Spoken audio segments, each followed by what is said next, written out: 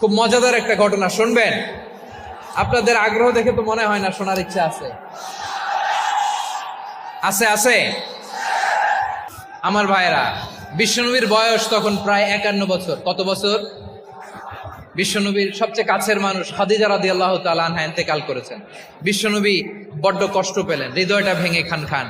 যিনি ঘরের ভেতরে বিশ্বনবীকে সান্ত্বনা দিতেন, ভালোবাসা দিতেন, বাইরে গেলে কোরাইশরা বকাঝকা করে, অত্যাচার করে, কিন্তু আম্মাজান খাদিজা রাদিয়াল্লাহু তাআলা আনহা ঘরটারে এমন শান্তির নীড় বানায় রেখেছেন, এই ঘরের ভিতরে ঢুকলে বিশ্বনবীর কলিজাটা ঠান্ডা হয়ে যেত। এজন্য রব্বুল আলামিন বলেন, খাদিজা, ও আমার বান্দি খাদিজা, জান্নাতে এমন স্পেশাল একটা ঘর আমি তোমার জন্য রেডি করে রেখেছি। ওই ঘরের মধ্যে কোনো আওয়াজ নাই, ওই ঘরের মধ্যে কোনো নয়েজ নাই, ওই ঘরে কোনো বিশৃঙ্খলা নাই।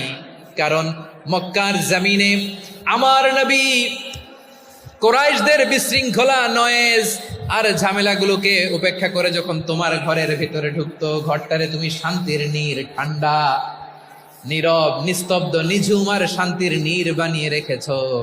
এজন্য জান্নাতে স্পেশাল একটা শান্তির নীড় আমি তোমারে উপহার দেব। ওই প্রিয়তমা স্ত্রী খাদিজা ইন্তেকাল করলেন, বিশ্বনবীর হৃদয় ভেঙে খান খান। আবার ওনার চাচা আবু তালেব ইন্তেকাল করলেন, যিনি পলিটিক্যাল শেল্টার দিতেন নবীকে। কে দিতেন? আবু তালেবের ভয়ে, বিশ্বনবীর এই চাচার ভয়ে কোনো মুশরিক নবীর গায়ে হাত দেওয়ার সাহস পায় নাই। এখন স্ত্রীও নাই, চাচাও নাই, নবীকে আশ্রয় দেওয়ার কেউ নাই। নবীর চারদিকে অন্ধকার। নবী এখন কই যাবেন? আমার পেয়ারা নবী নতুন স্টেশন খুঁজতেছেন, নতুন দাওয়াতি প্ল্যাটফর্ম খুঁজতেছেন। তিনি যায়েদ বিন হারেসা রাদিয়াল্লাহু তাআলা আনহুকে নিয়ে মক্কার পাশের একটা নেইবরিং সিটি তায়েফে চলে গেলেন।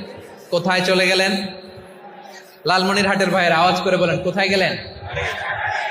তায়েফে চলে গেলেন দিনের দাওয়াত দেওয়ার জন্য। কি দেওয়ার জন্য? নাকি জমি কিনতে গেছিলেন? জমি কিনতে? দুনিয়ার যশ খ্যাতির জন্য? নিজের কোনো লাভের জন্য?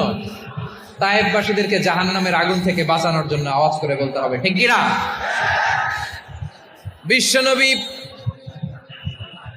বিশাল মরুপথ, পাহাড়ি পথ পাড়ি দিয়ে তায়েফের মরুজমিনে গেলেন কোরআনের দাওয়াত নিয়ে, ইমানের দাওয়াত নিয়ে। কিন্তু তায়েফের লোকেরা বিশ্বনবীর দাওয়াতকে শুধু প্রত্যাখ্যান করেই থামে নাই, তারা বিশ্বনবীর সাথে অত্যন্ত খারাপ আচরণ করেছে। বিশ্বনবীকে শারীরিকভাবে হেনস্থা করেছে, আমার নবীকে শারীরিকভাবে অত্যাচার করেছে, আমার পেয়ারা নবীর গায়ে পাথর মেরেছে, বিশ্বনবীর গা বেয়ে ঝরঝর করে রক্ত ঝরেছে।